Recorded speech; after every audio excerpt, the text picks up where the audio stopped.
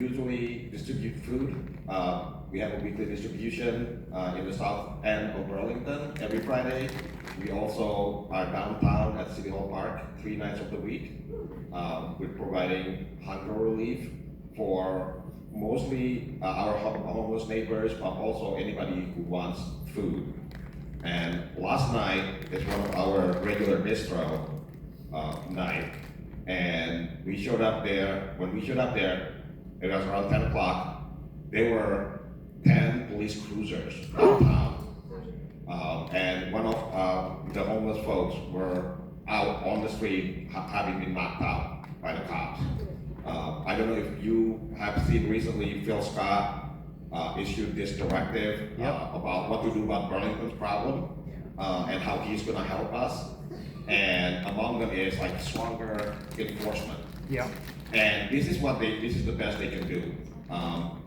It's, you know, we see Phil Scott about 3 months ago refusing to extend the motel voucher program, actually causing the homelessness issue that Burlington have been dealing with to worsen. Yep. We saw kids now living on the street. We saw people who are on wheelchairs, but we regularly serve food. And for Phil Scott to come out and say this is Burlington's own doing, even though it obviously he has a huge role in it, it's just enraging to me. Yep. And so the People's Kitchen project, as well as our siblings, the Food Not Cops, BTP Cop Watch, we are out there on the streets. We're talking to our neighbors. We know that homeless folks, they're the poorest of them all in this society, and they are actually being used to discipline the working class. Yep. This is what they use like homelessness for. I don't, being homeless is not a crime, but homelessness actually is a crime. It's a systemic crime. Yep. It's being committed and perpetrated on our class by people in power.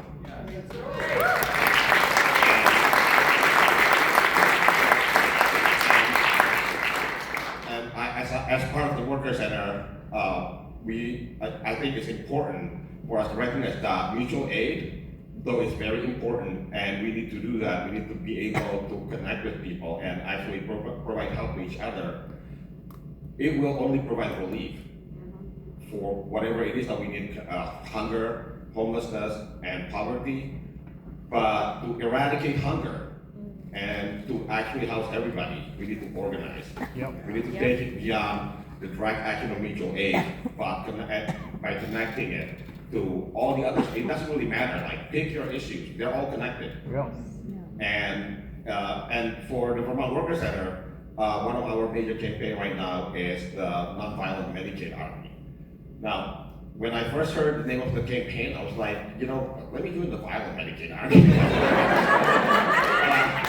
I'm just done like taking it. I wish we're not doing this shit like after all these years, right? So, but the more I think about it is, by no means like, and I'm no pacifist. Like as a Muslim, like like self-defense is not even a right; it's an obligation. The defense of our community, that's an obligation. That's not a right. And so, what that name suggests actually is putting like the spotlight that the violence is from the system. Yeah. Yes. Hunger is violence. Homelessness is violence. Poverty and misery, that's violence.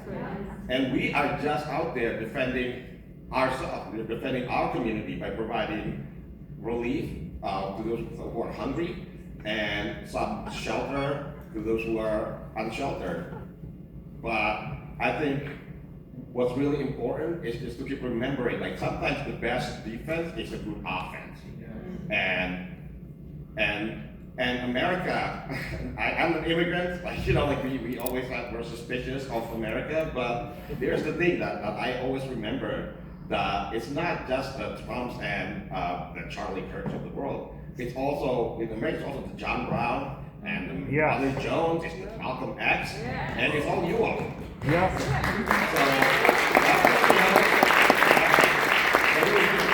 And I think the best weapon that we have, it is a nonviolent one. It's actually, how do we get everybody to do nothing for a day? Right? How do we do that? In general, just like don't participate. In general, go on strike. So I think, we know the new world is possible, but a new America is necessary, and I think Vermont can lead the way.